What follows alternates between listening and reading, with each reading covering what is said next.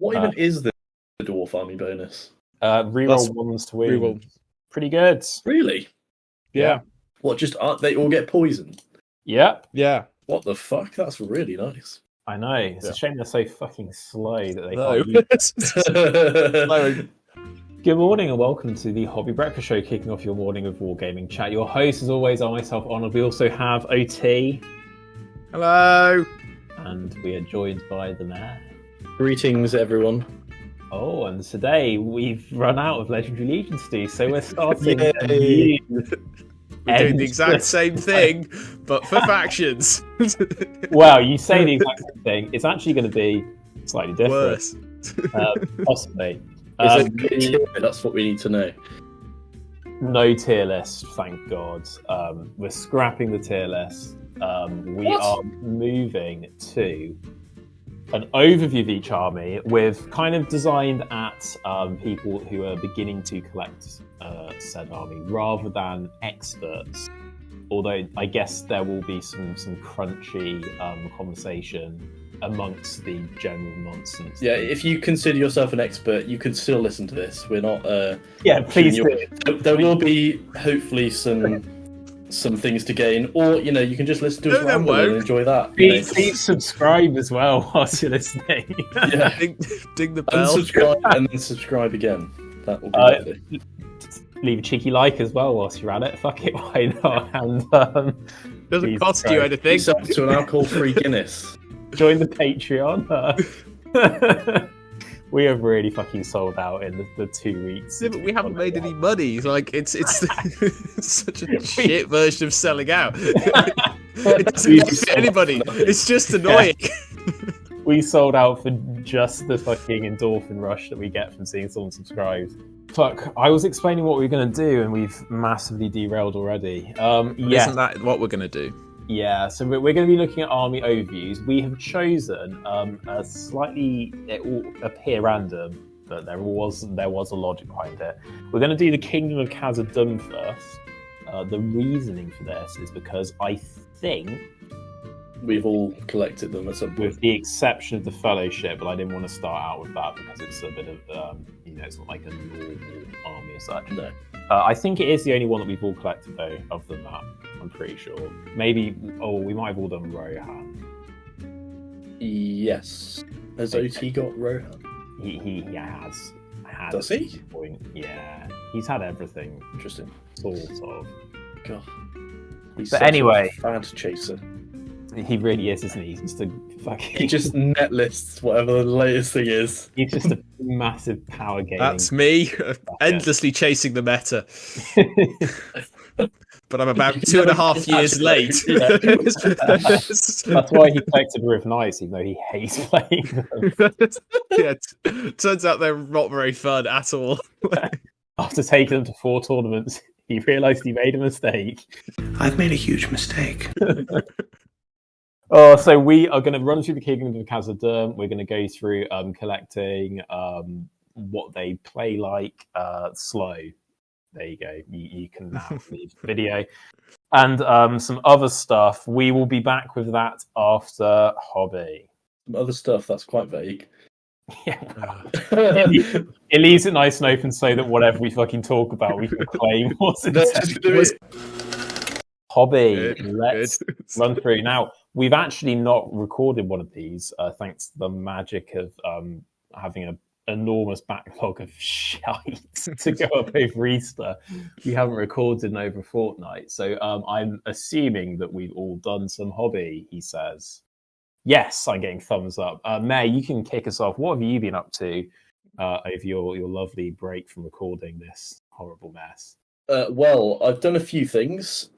One is painting up some Dead of Dumharrow for OT in my doubles list. That's we're going to next weekend, War of Wrath in Cardiff. It's a one-day event with 30-40 games, and it's a GBHM 90, so that's going to be interesting. And I've also... Sounds fun. I've started painting Spider Queen and the Bats because, as some viewers might have seen in the battle report, they were not even glued together when I played with them last. They weren't even metal. They weren't even metal. Why is that? I don't know. What can I say? I bought them on eBay, so I'm just gonna pretend. Yes. Also, I have painted probably the most annoying thing to have to do, and that's some terrain pieces for Kill Team. I sent you a picture of one of the test pieces, but the two big pieces in the set are taking forever, and there'll be a lovely picture of them up on screen, I'm sure, because I'm definitely not halfway through the last one. Which terrain set is this? Is this the ruins, 40k ruins? Yeah, so if you look up Chalnath, which is definitely not a made-up word, so the Kill Team Chalnath ruins, and they're really easy to paint. I found a really amazing tutorial online. It's an undercoat of lead belcher, and then I used Flesh Terror's red contrast paint over all the flat red areas, and then put a Agrax Earthshade wash all over everything. And then use Mephiston Red to dry brush and stipple over the flat areas of the red and dry brush over the pillars. And then I just used bolt gun metal to do a dry brush over the whole thing in like really rough, random places. And that was it. So it seems like there's not very many steps, but because there's so much detail over it all, it was quite the effort to do it. It's one of those things I'd be very happy to just leave and not paint forever. Yeah. Have you stippled anything else? No, that's literally the first time I've ever stippled anything. Oh. So there you are. How was your stippling experience? I'm just buying time so that OT can fucking cut his pizza, alright? Is that what's happening? Just roll with it. Where's my pizza? I'm on mute. I was deliberately mute. I'm not an idiot. I know, but I'm going to ask you what you did for your hobby next. So why didn't you talk about yours? Oh, because that would be intelligent. if I'm anything, it's an idiot. Yeah. Oh, right, go on then. I have painted a lot of hobbits. Are you shitting me? After all of that, you're doing your own hobby. As instructed. I've painted a lot of hobbits. I've painted Sam on pony. Here he is. Whoever's editing this has put a picture up.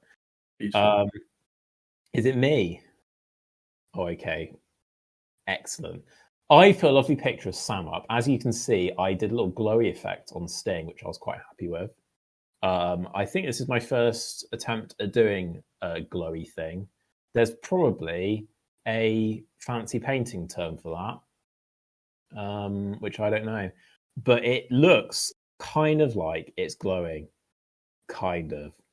Area source, object source lighting? Yes, something like that. I was quite happy with it. I think it looks good for a first go, if I do say so myself. And oh god, more hobbits. I painted up Pippin. Peregrine took Captain of the Shire, the Giga Chad himself. Hashtag should have won the 100 subs special, but was cruelly he was robbed out. He was robbed. He really was. He should have been in that final. Was he taken out by Gloin? No, he was taken out by Dory, I think. Or Nori, or Ori, Fucking prick. or Borry. One of them. Borry. One of the Borry. Like useless dwarfs who no one remembers. He was fun. Quite happy with him. He's the little plastic one from Gandalf the White set, but I am going to be repurposing him from his not very useful Minas Tirith profile to his still not that useful, but in a Shire list, just fucking amazing Captain of the Shire profile. More just endless hobbits. This is what happens when I'm in the mood to paint, and then we don't do one of these for quite a while. It's just made a real backlog. Look, it's a hobbit with a warhorn and a farmer cotton. Ooh, I'm not going to even talk about them because we're going to move on straight away to Rosie Cotton. Oh, Rosie Cotton. She was quite fun to paint, actually. Yeah, I don't really know what to say about any of these spoilers. They're just hobbits. They're just fun. They're quite quick.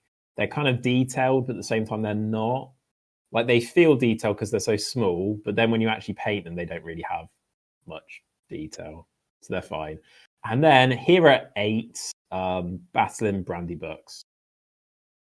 And this is all for your incredible 350-point list, right? For that tournament. Well, not all of these are for that 350-point list. Some of them are just for the general Shire Just for shits and giggles. I'm painting. Some of them are for that list. Yeah. The Battling Brandy books. I've decided, because I've seen a few ways of doing it. I know some people do it that they do the like little elastic bands, and then they put like an elastic band on the ones that are Battling Brandy books. And I was just like, I could do that, but I'd have to, sort that out. And that just sounds like effort. So instead, they are getting color coded. So Battling Brandy books are all in red. Mm-hmm. The Tookish Hunters are all in blue. Sheriffs are going to be all in green. And then regular hobbits who were just too shit apparently to even get a shit upgrade. Like, they must be pretty trash if they're like not a Battling Brandy book or a Turkish Hunter. Like, just the lowest of the low. Like, just some guy's dad who just rolled out of bed one day and got killed with an axe. Just fucking fire foe. Probably got killed by a ruffian, I don't know. Jesus. Probably tripped up and stabbed themselves. They're so fucking useless. But the regular shit, I'm not sure they could even pull that off, to be honest. Yeah, no, just probably sat around eating. They are going to be painted in just kind of neutral tones, like yellows and beige and light browns. So there's like a color distinction. That's the plan. There we go. I finished that incredibly boring monologue about hobbits. Hopefully, that was great. Hopefully the pictures made it better. Oh, I look forward to more. It's going to be like the Riv Knights, but just many more. Yeah. OT, what have you been up to? I've been painting some stuff. Good. That's what this whole section's all about. Moving on. I painted some Thralls and some Dale. Finally. Yes. How many points worth? I'm currently up to, I think, just shy of 600, which, in comparison to the Hobbits, isn't actually that many models. Because I've done 3 heroes, and them by themselves is 350 points. Then I've done a few Warriors of Dale, who I'm actually quite pleased with, and then some Grimhammers, who I'm less pleased with, and some Warriors of Erebor, who are a bit. I'm trying out the meta-defining slap chop method, which has been a bit hit and miss, partly because I haven't bought any contrast paints yet.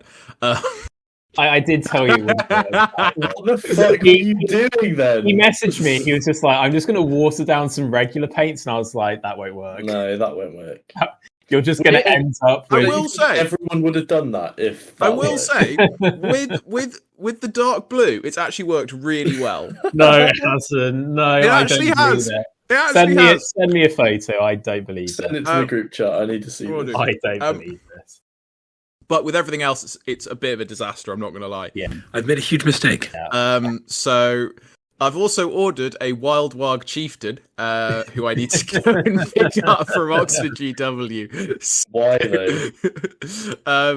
For Angmar. Because he's an idiot. Yeah. Because you want to look even harder. I mean, I don't think he's as bad as you say he is. I think he's actually all right. He's fine. It's just the Wargs that are shit. I just don't understand why you want that when you already own so much Angmar. Well, because it's something I might actually use in a list at some point. Yeah, when you eventually play that Angmar list. which you haven't even played. I think I'm actually quite scared to play it because I think I'll play like one game with it, get absolutely ruined, and just be like, oh, yeah, it'll be like Riv Knight, I've made a huge mistake. but with a higher skill ceiling and even. Oh, I think Riv Knights is a higher skill ceiling than Angmar.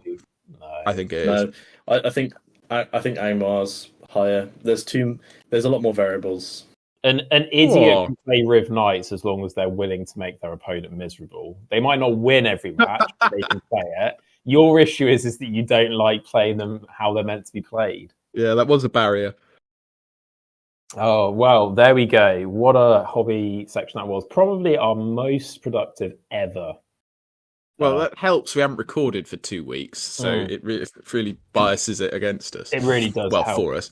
It really does help. Right, moving on to the meat and potatoes of today, and the thing which everyone has actually clicked on this for, well, probably. I'm sure everyone's just skipped to this point anyway. Yeah, we'll have timestamped it so that you can skip the bit that you don't listen to. Khazad Dum. And look at that lovely dwarf. Look at that beard.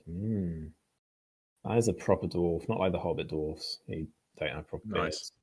Are you talking about Durin? Yeah, I'm looking at the lovely cover photo that will be currently on screen for our viewers. Durin, there he is. Right, Khazad Dum. So, we are going to be running over the various different bits and bobs. First, a quick overview. What do you need to play Khazad Dum? You need, well, just the armies of the Lord of the Rings, unless you really, really want to bring in a Kingdom of Moria list. What are they called? Someone probably called Ori, and maybe another one. Yeah. It's definitely Ori. It might be Dori. I'm not sure. One of them. It's Ori and Oin. Ori and Oin. There we go. I mean, we were actually going to get onto it properly, but thank you. Oin does feature in the Lord of the Rings. Just saying. Does he? Yeah, he's the dead dwarf who with the book. Oh yes. Is that featuring if your corpse is in something? I mean, technically, he was in it. So I doubt. How he got a cast accreditation. Yeah.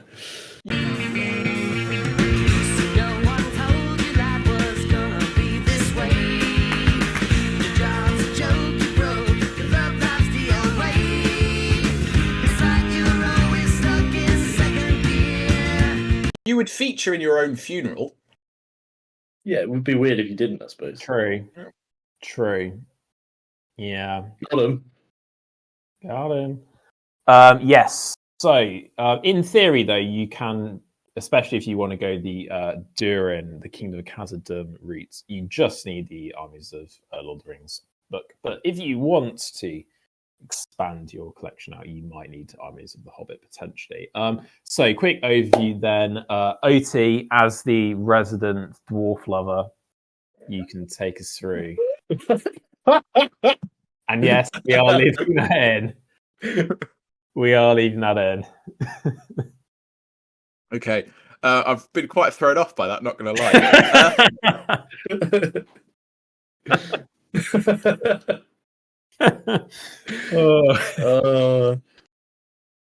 It's the beards.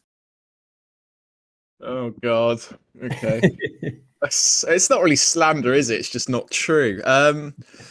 Right. I think that's a factual statement. Jesus wept. I didn't say that it was a romantic love. It was a perfectly platonic love for dwarves. Purely sexual. Oh no! Oh, it's gone straight into the gutter. Right here we go. People coming from the bat reps are going to be so confused. Yeah. Anyone beyond the like core 50 subscribers who had actually subscribed and listened to this are going to be like, oh no. I've gotten myself in for. Yeah, I think unsubscribe. Unsubscribe. Unding that bell. No, leave the bell dinged. Right, OT, take us through then a quick overview of what it is like to play the dwarfs of Khazad Dum. It's all right. 2 hours later. Whilst this is lovely, should we save going through every profile for the bit where we go through every profile and do the overview bit now? Well, what do you mean the overview? Well, you know, like the overview slide that we made, where it runs through all of the different bits that we want to talk. Okay, I thought you asked me what it was like to play them, so I was kind of felt a bit thrown in the deep end. I was just like, why? If we let him go on, he would have just rambled for a whole hour about. We can do that. We can. I mean, I don't think we should. No, I don't think we should. Jesus Christ. He'll probably end up talking about why mathematically D7 is the best defense to be statistically. Well, Mayor had that rant about the perfect, the sweet spot for it. We'll get on to that with the Dwarf Warrior. Let me rephrase then, and we will maybe repurpose that bit. OT, do you want to take us through then a little overview before we move on to the rules for the dwarfs? Yes. Okay.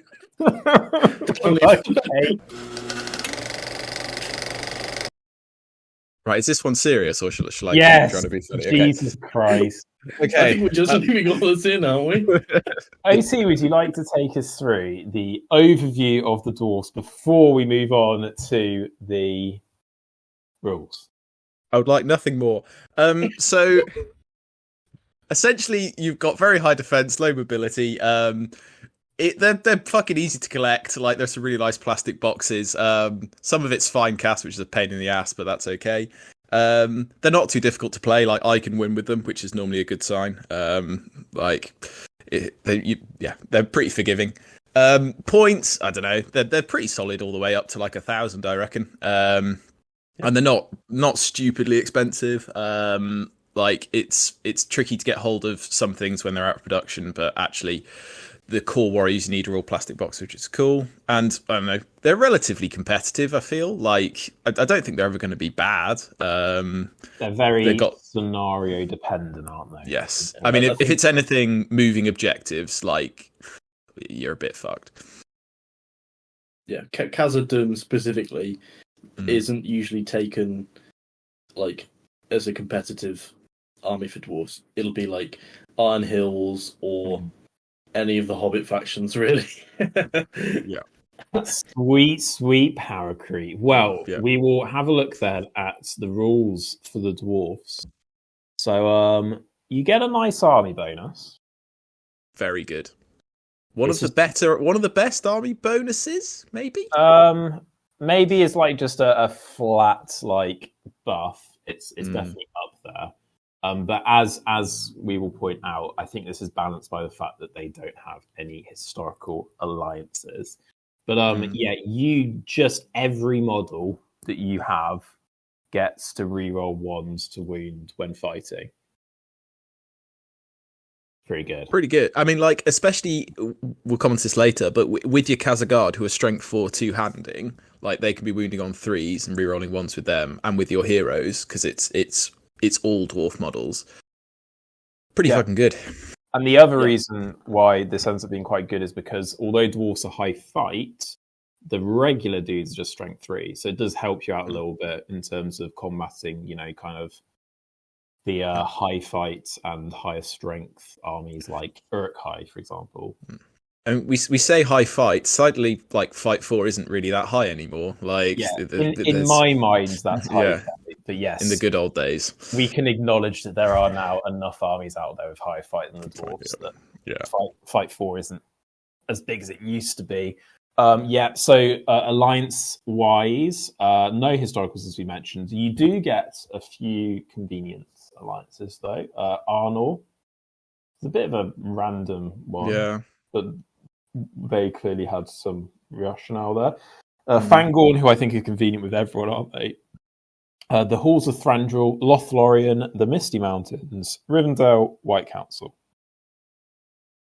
And should you make your army the Kingdom of Moria, they all become impossible. So you can only ally them with the non-Balin version of this list.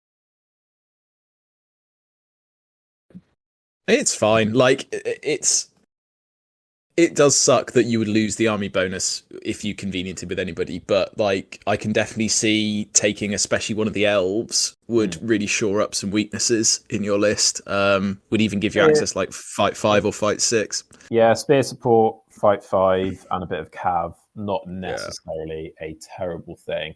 But as Meta mentioned, I think really you'd rather at that point, if you're going to be allying, take some Hobbit dwarfs still. Yeah.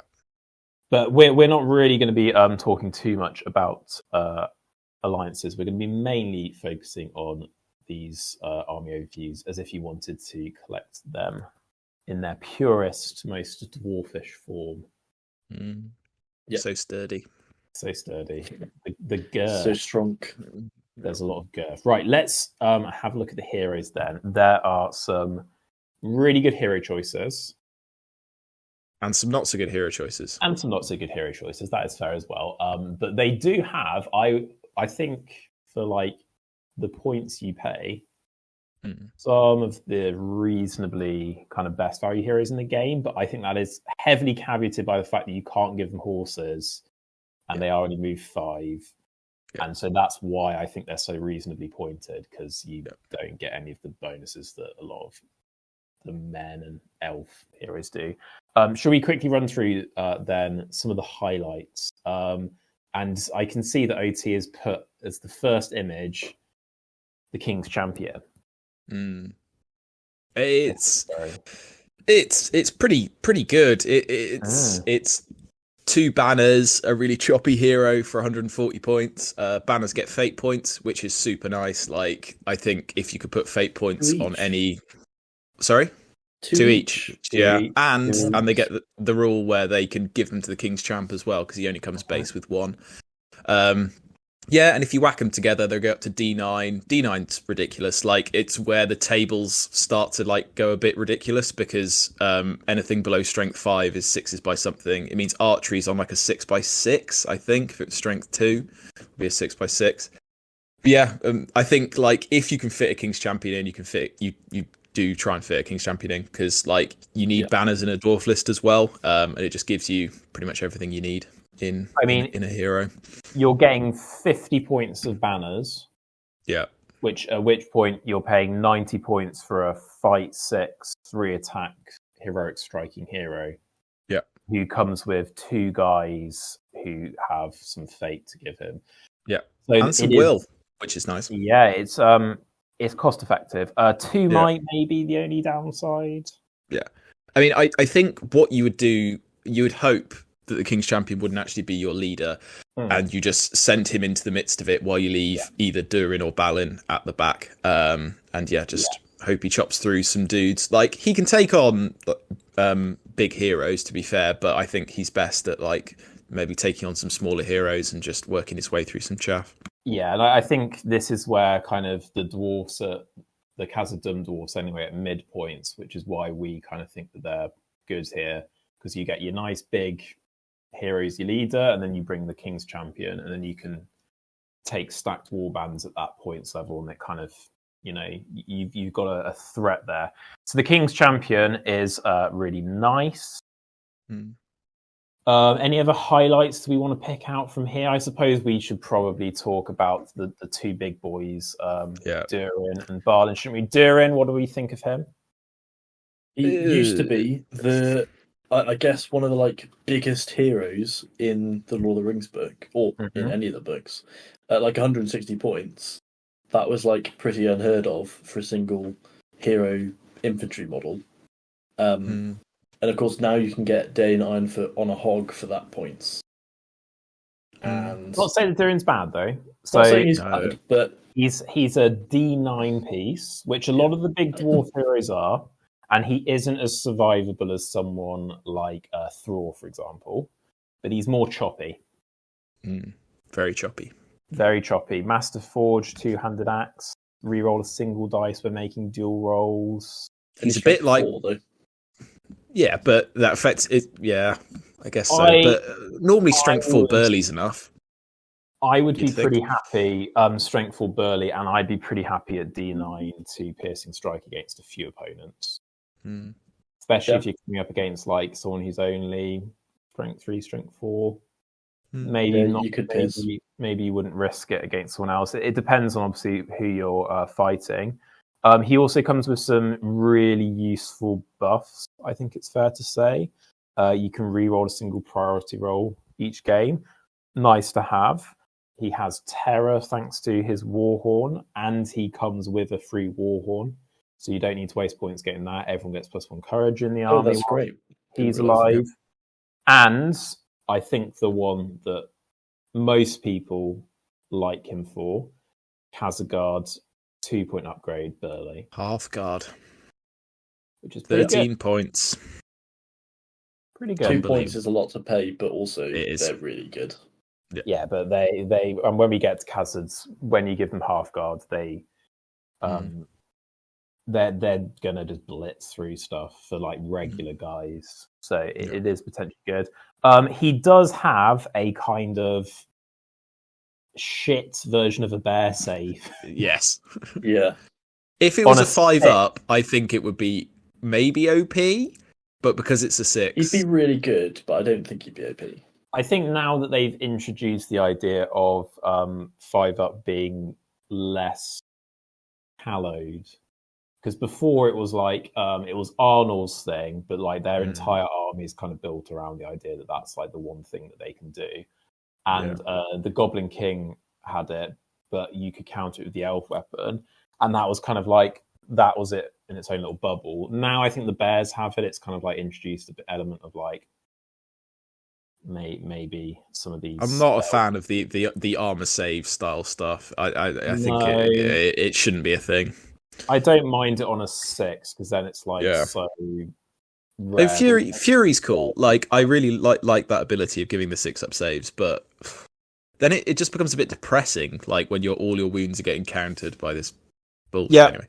But thumbs up to Durin. I think the only thing that stops him being really, really good is the one fate. Yeah. The other thing to mention is the lack of march on the King's Champion and on Durin. That is true. I have seen a couple times people take the Dwarf King, which I underestimated before. Yes. Dwarf King and the King's Champion. And they're a really nice combination. Quite low points. You can get loads of dwarves if you take those to mid points range. And you get March. And the Dwarf Kings actually fight 6, which I didn't realise. And he's only D8. 2 attacks, but he is good. But really solid for 75 points. Very, very much so, yeah. So props to Dwarf King. And the use of March there is going to be super useful for the little legs of the dwarves. Very much so. Shall we talk about then the other big leader who, unlike Durin, does come with March, Balin? I used to think he was really good, and then I used him a few times, and he's just a bit underwhelming. He does come with March, I think. I don't have my book, but I think he does come with March. He does, which is March. quite nice. And he does strike. It's just 2 attacks, 2 wounds, 1 fate. Is just a bit. Ugh. Yeah, and he does drop down to just D8. Still very good. Obviously, there are a few bonuses to D9 that we can get into if we want to do the math stuff. I'm sure that you do actually want to do math stuff. We'll come back to that. He just doesn't have as many rules. Yeah. And it kind of feels Longbeard's like nice. You're paying 110 points. So it's 50 points less. But if you actually like math out Durin comes with a Warhorn. So if you're like thinking about how much you pay for Warhorn, which I don't think dwarfs ever would, but the fact you're getting one costed into how much he is, you get the 6 plus half kind of save thing, and you're getting the extra attack, extra wounds. You're getting the ability to upgrade Khazad. It does start to become a little bit kind of thing like, oh, Balin's kind of expensive. Yeah. Yep, If he was like 100, because the biggest problem for Balin is the Dwarf King exists, and the Dwarf King is 35 points cheaper and fulfills a very similar role. They actually have an identical stat line apart from maybe a might and a will. But the Dwarf King is 35 points cheaper, which is what, 4 warriors you can fit into your army, which at lower points is huge. Here's an interesting question for you. If we dropped Balin into the 100 subscriber special, would he have won? No. 100% He's got Durin's axe. He would. Well, he's just flat out worse than Gloin. Would he have? Does he provide any good buffs? No, he's overpriced. He can reroll priority. He's overpriced. He's a Oh, yeah, debuff 'cause he yeah, can't yeah, take yeah. a load of stuff. Yeah, you could drop him down to 90, and I think he would still be fine. Yeah. He'd be Well, quite good at 90. If you Gloin is compare him- 90, yeah, and Gloin would still whip his ass. Compare But him to the Balin's Hero of Legend, and like if you're saying the Dwarf King's good at 75, and Balin gets like Durin's axe above him, But what does he actually bring over? Durin's axe is solid, to be fair. He gets Durin's axe over the regular king, and he gets one more might and will. and he's Hero of Legend, which is nice for courage and all Okay, that but space. He has strike and defense, which are You're huge. paying Yeah. 35 points for that. No. Oh yeah, you are That's paying. that's not a bad deal, to be honest. You get Durin's axe, you get strike and defense, you get an extra might, and you get Longbeard. I think that to me sounds like 35 points. But but when you actually play him, he feels overcosted. Yeah, I'd agree. Okay, maybe 90 was too much, but I think 100. Put him to 100 GW. But he rules out a load of stuff that you can take. I suppose you do get Floy, who can be quite good if your opponent isn't expecting it. Floyd's a bit wacky. I really like Floyd, but he's a bit out there. You're not taking him to be competitive, are you? I think once you know what he does, you just avoid him, don't you? And then he's not as useful. I think it also you need to be good at the game to use him well. Like knowing what enemy special rule or piece of war gear to negate is obviously if you're playing against Aragorn with Anduril, then that's an easy an easy choice. But if you're playing against like a really complicated army, it'd be interesting against Bjorning, so you could take away their 5+ save. That's true. It kind of requires Or you to one of their other 16 special rules. Yeah. It kind of requires you to have quite a large knowledge of the game, though, to actually know. I wouldn't recommend for beginners. No. Can he take away? He can't take away the bear, so it's an active or passive special rule, not a legendary legion special rule. They're untouchable. He could. They're perfect as they are. He could take away their rule to allow them to transform. Oh, that could be interesting. Just spam that every turn. Permanently in man form. Trap them in man form. That is a really interesting counter. Oh my days! Here we go. He could only do 3 turns. Bear in mind. Well, no, because if if a dwarf kills a hero or something, or what's how to get will each back? time friendly warrior dwarf model saves an enemy hero monster, he recovers the will. There you go. So you lock down one of the bears, kill the other one. Just kill the other bear. It's easy. Don't worry. Are the dwarves making it to that bear though in 3 turns? Probably not. No. You've got March. You've got March with Balin. Your opponent will just wait for 3 turns. Yeah. Oof. Oh well, we tried. It's a nice idea though. You could potentially bait Beorn because of his berserk rule, and then you could, if they try to transform him back to stop him going berserk, you could then do it. But I love how the berserk rule is like a nerf, as if you're not going to be charging every turn anyway. Oh no. Yeah. But what you need to remember is that the smart way to play it is to draw him off. But what if you're not smart? Well, you lose like we did. Right. Okay. But if you are smart, you can bait him away and send him on a little merry chase around the board. You can't put merry in this army. Do we want to give any of the other dwarf heroes a shout out? You can have Gimli. Gimli's cool. The Shield Master is the Shield Bearer is the most useless hero I think I've ever seen for 60 points. Yeah, the heroic combat thing is a bit niche, and he's also only he's only a minor hero, which is a noob. He's a minor hero. He's not going to make use of his heroic combat anyway because it's bloody 2 attack, strength 4. He is if you pair him with a King's Champion. So the combo is you run around the whole game with the Shield Bearer and the King's Champion together, and the other hero nearby, and then you get that 1 heroic combat, and then you don't kill the mod and it fails to go off. Perfect. I disagree. I don't think he's worth the points. He's a 45. He's a 45 point model. He probably should be priced more like a King's Huntsman, like in that kind of region, yeah. But having played an army where a model gets a free heroic combat, you actually read the Shield Bearer's rules. If the nominated hero model is engaged in a fight within 3 inches of the Shield Bearer, then the Shield Bearer may call a heroic combat without using might. It doesn't say that they can't be in the same combat. No, you can be in the same combat, so you can use him as a combat machine. You can pair him with one of your fight 6 ones who strikes to get them into free combat so that they can go and chain. You shake your head, but we use this to kill Azog.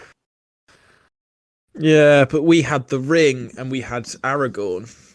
Yeah, but you would have a really high defense and high fight dwarf. Yeah. I'm just saying, it's better with mounted heroes. For sure, but I think that the free heroic combat shenanigans are actually sometimes quite useful, and I don't think that we should just dismiss him because he's not as point efficient as the others. I don't think you should take him, but I don't think that he's an outright bad model. I'd rather take a ballista for 60 points. Yeah. Fair enough. Saying that, should we move on to the warriors then? Yeah. It's all plastic. Well, all the plastic stuff is really good. all the plastic stuff is really good. The metal stuff, the metal Khazad are fine. They've held up okay, although they're a bit out of production. We're talking model-wise, aren't we? Yes, we are. And the fine cast stuff is crap. The Vault Warden team are nice models. Yeah. I owned them before they went to fine cast, and I've since sold them for actually quite a lot of money. Yeah, the old metal Vault Wardens on eBay are pretty banging. You get a nice chunk of change if you have any of them lying around and don't want them.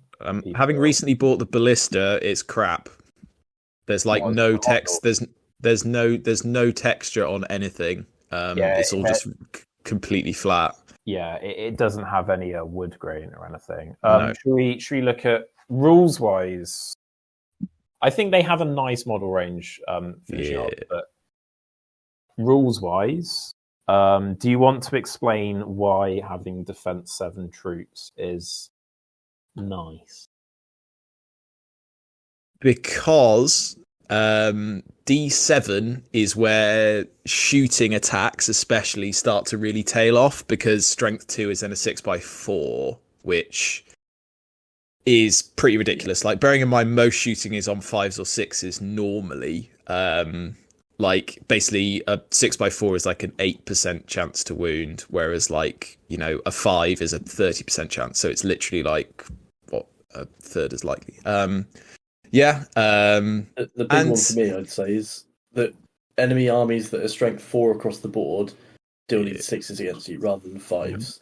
And enemy heroes needing 6s against basic warriors makes heroic combat an absolute pain in the ass. Like, one dwarf warrior shielding can actually like be a real issue to deal with.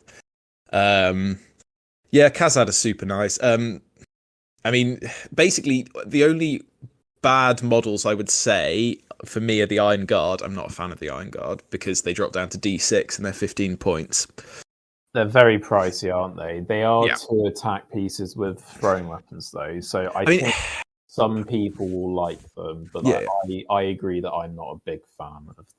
The problem is, normally D6 in an army isn't a problem, but when your D6 models are your most expensive ones and your best in combat, if they have any shooting, it's going to go there, and it's more likely to wound them.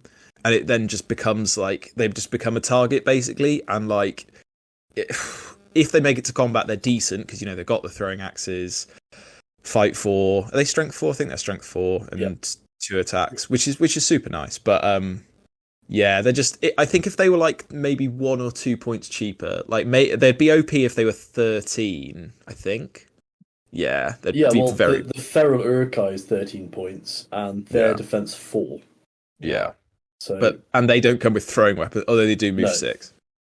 Well, but you quite like Dwarf Rangers, which are only D5. Yeah, because they're cheaper, and they give you 24-inch bows. There's the payoff basically between the dwarf warriors who are a worse shoot value, can only shoot 18, but have strength 3 bows, or the dwarf rangers, which are 3-up shoot and strength 2 bows. Who knows? Like, maybe a mixture is the way to go. But a dwarf ranger with a bow and some throwing axes, I think, is a real nice way to go. It is 10 points, I think, which is a bit of an oof. Yes, it is. Yeah, but super nice. They do get Mountain Dweller for what it's worth. Not that many boards. Like Woodland Creature is quite useful because woods are quite common. Mountain Dweller, not so much. Yeah, not so much. And your Khazad are the ones who are going to chop people up. Like if you get them 2-handing strength 4, if normally you do end up 4s or 5s wound. A cheeky little hill or something there, you can plonk these in the middle, and quite difficult for your opponent to reach whilst you shoot them. I think you probably pop a ranger on an objective or something, I imagine, or like somewhere a bit further away, and they're not going to be too bad. I mean, even if they're in combat, it's not a disaster because like they've got the throwing weapons, they're fight 4. D5's not a disaster.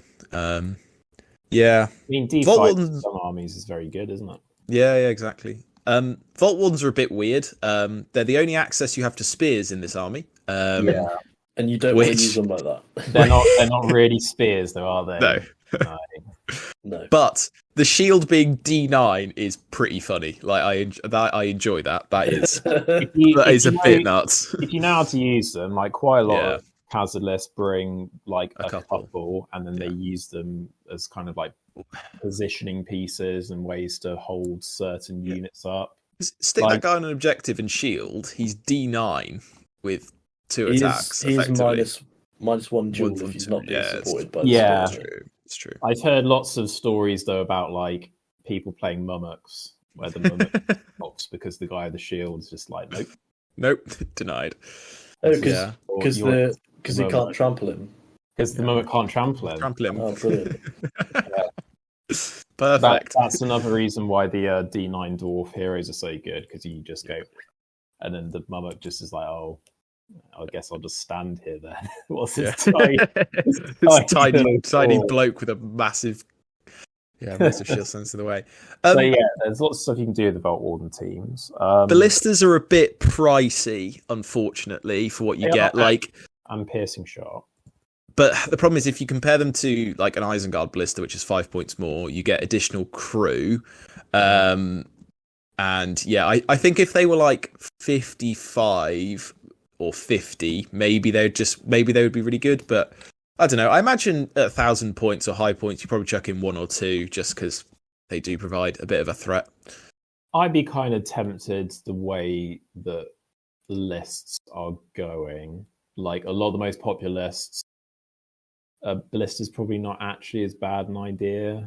Mm-hmm. You know, being able to hit a bear with one, or hit a Dragon Emperor, or return fire, you know, against an Isengard. And I think 48-inch range, it does at least like nullify some of your weaknesses of not being able to get places. For sure. And you can potentially use it to try and force people to come to the dwarfs, which is useful. Yeah. And like if you can make that happen, that's where you're at your best. Like if you can be like camped on an objective and they have to come to you and you can kind of pick your fights a bit. Yeah. It's fucking difficult to shift you. So the nice thing about this ballista is that it's absolutely tiny.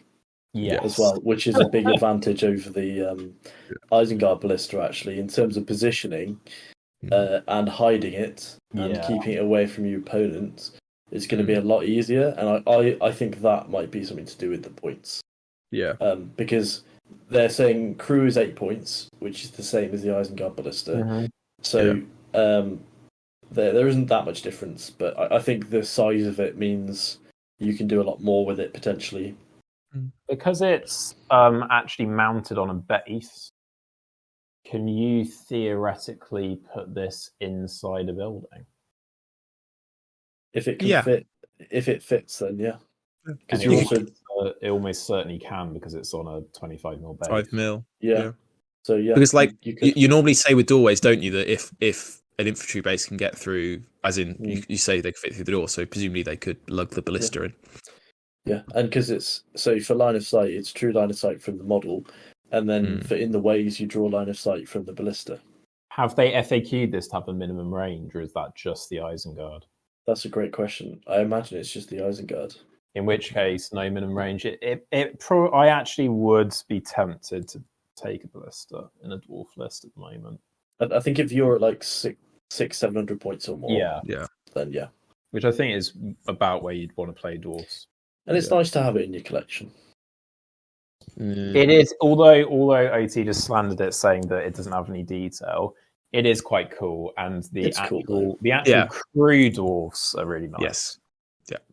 It's not an awful model. It's just the actual ballista itself is very disappointing. Yeah. Well, there we go. That brings us through the dwarf list. It's a nice list. There's options. It's not too big, but it doesn't kind of, skimp like some of the later dwarf lists we'll look at, where there's less. And you can build it pretty cheap. Like, it's not. I mean, obviously, Iron Hills is an unfair comparison, but like this and Thralls, you can both build for pretty cheap because you get some nice twin packs and plastic warriors and stuff like that, which is really nice.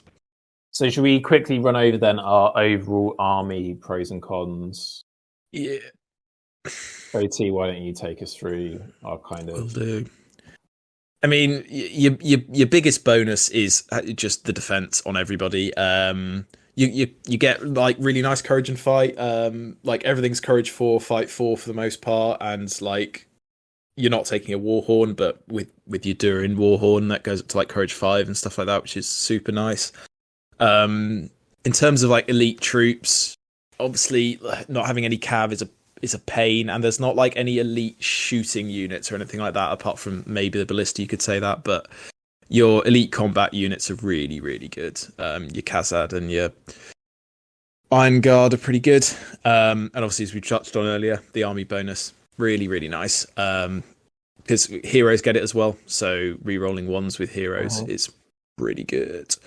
To be honest, we've already kind of touched on all the cons. The big difference for this one, I think, is the lack of spears. Pretty much all the other dwarf lists come with spears, like Thralls have the basic warriors with spears. I don't think we discussed magic, though. Yeah, it's true. So magic, like, you nothing is resistant to magic, so you're just literally relying on will to block stuff. Both your big hitters come with 3 will, which is kind of good. But yeah, you don't have anything to shut down casters, and I think actually very quickly you're going to burn through, like against the Witch King, for instance, like you've got maybe 2 turns of resisting, and after that you're just kind of screwed. So that's a real problem. And it's not like you can chase a caster down because you just don't have the movement. So like against Saruman, like what the fuck are you going to do? Like he's on his horse with an 18-inch transfix. You're screwed. Yeah. And like lack of might is a bit of a problem because even though most of your heroes, your 2 big heroes are 3 might, you don't get anybody who gets like free combats or free except for the shield bearer. Yeah, it's true. There you go. I stand corrected. If you want to take a 60-point piece of war gear to give one of your heroes heroic combats every turn, be my fucking guest. Yeah, it's cool. Like I think it's the army I enjoy most, mostly because it was really OP in Watra. But like in SBG, it's just quite fun to play, and it's quite stress free. I think it's a bit like you don't need to worry about your whole army melting in front of your eyes. Yeah. You just build a shield wall and just move it forwards. And then like you either lose or you win, depending on the dice rolls. Like there's not a huge amount you can really do. But actually, if people try and take you on head on, they're really going to struggle because like you just don't go down unless you are Army of the Dead. Yes, that's true. Army of the Dead would take this. I was actually thinking when we were talking about not having much magic resistance, Black Riders would run rings around. Literally, they would. It's like they still would struggle to kill them. I mean, Black Dart on a 4. Yeah, and that's only against the heroes. Well, they're wounding on a 4, but they're still casting on a 5+. So sure. Yeah, They're going to run out of will before They end up killing every dwarf. Potentially. I mean, if they're smart, they'll probably Potentially. just snipe the heroes and then just run away for the rest of the game. Yeah. Yeah. Fair. Yeah. What about from a collection perspective? They're pretty good to collect. Yeah. And I really like the plastic kits. But yeah, they've held up pretty well. They're not as good as the more up to date Hobbit sculpts, like the Thrall's ones that I've been playing recently are noticeably better, but they're definitely not like offensively bad. Particularly the dwarf rangers. I think the rangers are really cool. I like that, like before the Hobbit movies, every dwarf was basically just a Gimli like lookalike. Yeah. Just in Gimli cosplay. They're all Gimli cosplayers. They all have big long beards. Yeah. All have the like nice sturdy looking armor. Yeah. Nothing in Forge World, which is a pro and a con. Like the Forge World models are pretty nice, but they're also, in the case of Iron Hills, expensive as fuck. So this at least makes it more affordable. The omnipresence of fucking Finecast though is just a bit crap. Like some of them are okay, but it's just I don't like Finecast. So this range was quite heavily Finecast. Yeah, and some of these models came out like real bad in Finecast. Like the King's Champion was a model that they released exclusively in Finecast. It was actually one of the last Lord of the Rings models, I think, before they went to the Hobbit, was the King's Champion. His axe is a real bendy. As somebody who owns the King's Champion, like, good luck keeping the axes straight. Just everything Finecast is bendy, isn't it? Yeah. It's just not very good. Right, OT, do you want to take us through your example list? You've come up with 3 lists, two different ways to play them, but what we kind of think of as being quite a nice points level, about 600. Yep.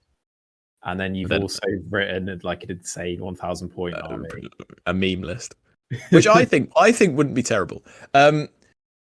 So the 600 point list is probably the best form of this list. Like that's not a definitive thing. There's no probably like perfect point for this list, but at 600 points, you're getting 2 stacked warbands, and you're getting 11 burly Khazad in here, who are going to put in work. I like throwing in a couple of Dwarf Warriors with shields, just to keep numbers up. The Dwarf Warrior with the shield is 9 points, whereas a Khazad is burly Khazad is 13. So, like, you're basically saving, about 30%, 40% over a burly Khazad. And then I've opted for some rangers with throwing axes, just because I think the extra range on the bows and a few throwing axes on the flanks would hold things together quite nicely. But yeah, I think with this, you'd basically just try and get the King's Champion as central as you can for the banners, and then hope your 11 burly Khazad can chop through some people pretty quickly. But how come you've put 3 Khazads in with the King's Champion and not wanted to upgrade them? Was that just because of points? You can't. Oh, as in, so put them in the other warband and upgrade them. Then you'd have to drop some war gear from some other warriors, which I don't know. Like, so the King's Champion is a bit weird because his heralds count towards his warband space, so you can only ever put 10 guys in there. So yeah, I feel like in that warband you just want a little bit of a mixture of stuff, because your hope would be to link up with the other force and then march up together. One weakness with this is no march in the list, which would suck. But I don't really know of a way you could actually put them in, unless you may take less good heroes. Yeah, I mean, what you'd probably do is drop the King's Champion, put in a Dwarf King, and just max out his warband, and imagine get similar stuff. But yeah, next one is Balin's Expedition, which I actually think at 500 wouldn't be bad at all. You probably notice a pattern with the way I've put these together. I'm not actually saying these are good. Like, I don't win many games of SBG, so don't actually listen to what I'm saying, for the love of God. But yeah, this is, I've actually run this a couple of times, and it's nice. Like, some nice mixed warbands. I don't think you should ever have a full warband of like just Khazad. I think you need a couple of other bits in there, like some range stuff and things like that, because I think the Khazad is a little bit expensive, and especially if they're not upgraded to burly, you probably don't want to be two-handing in a one-on-one combat. I don't know, maybe. You probably, but yeah, ideally to have someone else in there, don't you? Yeah. Unless you start killing. Yeah. But yeah, I think again this would be really good. Like you've got the dwarf range, you've got 7 bows in here which hit on 3s, and I think hopefully that would encourage people to come to you a bit, because it would be quite tempting to put in like all melee, but then I think you kind of hamstring yourself, and just if the opponent has any bows, they're just going to wait at range and just take shots at you. So hopefully this forces them to come to you. We can talk about the 1,000-point list if you really want to. Yeah, go on. It's probably not worth it. It might actually not be too bad. Yeah. Although you're taking a lot of models for only one march. Yes. So this is basically the 600-point list with a dwarf king with a stacked warband and 2 ballistas.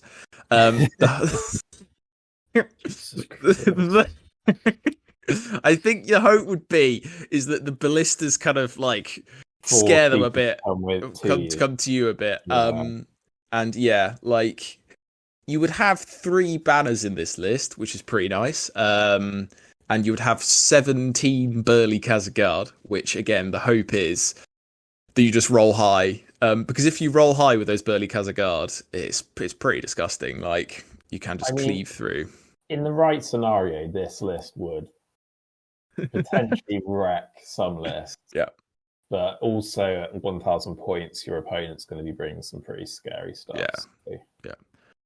One thing I would change in this list, in hindsight, having now thought about it a bit more, I'd probably put in like a Vault Warden or 2, just to I'd maybe drop a ballista and chuck in a Vault Warden or 2 or something, just to try and slow people down. But yeah, I think it would be fun. I think actually you could even run them at relatively low points, like Durin in a stacked warband or Balin in a stacked warband would go fairly well at like 350 or 400, I think. But yeah, I think looking at these lists, probably the sweet spot is around that 500 to 700 point range. Yep, they'll look good. Do they though? Does the 1,000-point list look good? It looks fun. Yeah.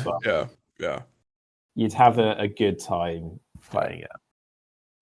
Yeah, 17 half guard that sounds scary. Yeah, 17 half guard, man. Got nothing on fucking 12 Hobbit sheriffs. Am I right? If they're within range of the Hobbit brace girdle, is that what it's called? Yeah. Sheriff leader. They'd be wounding the Khazad on like 6s or 5s by 3s or something. This is true. Oh no, it would be 5s because they're strength 3. I could bring almost 3 sheriffs for every Khazad, so hear me. They wouldn't be able to fit within 3 inches of him, but that's the problem for another time. No. Well, there we go. That brings us to the end of the Khazad Dum overview. That's what we're calling it. Yeah. Hope you loved that, listener. I'm sure they did. Should we quickly squeeze in news? There's a tiny bit to talk about, isn't there? 40k. Yeah, more just endless 40k. OT is going to be buying the Lion, his favourite model. Lionel Johnson. Yeah. Just the best. The made to order is up. It will have probably gone off by the time this is posted, actually. So sorry about that if you're listening. Souls. If this is where you get your news, like I've said before, then as I do, get all my news from this podcast. Can I just say though, fucking GW forcing you to buy all 4 Kings of Men. Yeah, that's dumb as hell. You're only going to use one. And why would you want to only buy one though? Surely you want the variation. No, I would just want to pick twin pack them. Fucking twin pack them. Have them each individually, so that the nerds who want to buy all 4 can, and then the people who just want the one that has the nicest sculpt which is the one drawing the sword. Fight me if you disagree. He's just budget Gildor. You just want that one. He really is budget Gildor, isn't he? Yeah. I'd probably rather take fucking King Gildor. Now you mention it. Yeah, I'm sure people buy them though because they have their use as the old Kings of Men for the old alliances. If you want to, for example, run a Earl the Young Rohan list, that's the way to go. At low points, I reckon that would be borderline, not OP, but like borderline competitive.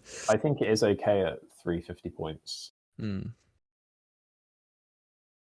Was that all the news? I think that might be all the news. Christ, a bit depressing. Well, there's other non-lottery related. We can talk about 40k if you want. Now you bring it up. 10th edition. Some Tyranid shit came out. What OT? What are your thoughts? OT, what are your thoughts so far on the 10th edition news that we've been hearing? Are you excited to try out a new edition of 40k? Yeah, I mean, I hear everything's balanced this time around, so that'll make the game better. Because after 10 editions, it must be pretty good, right? It must be pretty fair. Yeah. It must be quite easy for new players to understand and enjoy. Well, they're saying the new tagline is simplified, not simple. I'm sure that's what it was last time. No, I think literally. No, legit. 9th edition's 40k tagline was the best edition yet. I'm pretty sure, or the best edition ever. And as somebody pointed out at the time, was like until the next edition comes out. Morons. Dreadful tagline. Oh, I can't believe they make as much money as they do off 40k, and it's such a dumpster fire. It's so annoying. I read, interestingly, now this is interesting. It's not really news, but I was reading somewhere. I really hope this isn't interesting. It is interesting. It's about Middle Earth, so you'll like it. Somebody was saying that a GW store manager. So this might be a load of bollocks. Yeah, it sounds like a load of bollocks already. The GW store managers do get to see stales and stuff, but apparently, currently, the Middle Earth range makes as much as just the Space Marines do. Well, the Space Marines are probably the biggest faction. Yeah, so but that's a lot actually. I was like, if that is true, I'm actually quite impressed. Yeah, that's a lot. To be fair, we've had a fair amount of new shit recently, and there's a lot of new models. I mean, I guess it makes sense because Games Workshop have to pay for the licensing, so in order to keep hold of it. Presumably, 90% of the profit from SBG is the Dragon Emperor and the bears. That's the only thing people buy. The full Dragon Emperor's what, 125 quid? How much of that is profit? I mean, there are now if you look on Longshanks or something, there are 3 bear lists at every tournament now. Logistically. Yeah. It's almost like they didn't quite get the balance right with those. You're just so salty. Yes. And I'm not trying to hide that. We've seen that bears can be defeated quite easily. Mare is like a bear. I've never lost to bears, and I've played them 3 times. If we lose this weekend to bears, I'm going to be quite annoyed. I think we do okay against bears. Yeah, I think we do as well. To fighting bears is what you want to do is right at the beginning of the match, drop kick your opponent. Just after you've rolled priority, just run away. Punch your opponent in the throat. I mean, and you're almost guaranteed to win after that. Yeah. I mean, you have to deal with the consequences of your actions afterwards, but because your opponent will be incapacitated during the game. Yeah, it's just a solid dubs. All I'm hearing. Yeah. So next week we are going to be looking. Oh no, I'm redoing that. That was dreadful. Oh, you can fucking hear some distortion from someone's phone as well. Possibly mine. I'm not sure. More likely, judging by the fact that OT just sheepishly put his phone down. I really hope it isn't making any noise because I can't hear any noise. But maybe in which case, it's definitely you if you can't hear it. Is that distorting it? It'll be when someone texts you, I think. Well, nobody texts me. I'm lonely. Next week we will be looking. Next week we will be looking at the best Middle Earth expansion book and why it is Scouring of the Shire, an objective take on all of the expansion books up to date. We'll be liberally shitting on Fall of the Necromancer. And Defense of the North. Flying in the face of public opinion. A good 50% of the episode will just be taking a massive dump from a great height onto that book, which none of us own, but there you go. Yes, so, wow, it's goodbye from the mayor. Goodbye, everyone. Have a good weekend. It's goodbye from OT. Bye, everybody. Ding that bell. And it is goodbye from myself. Goodbye.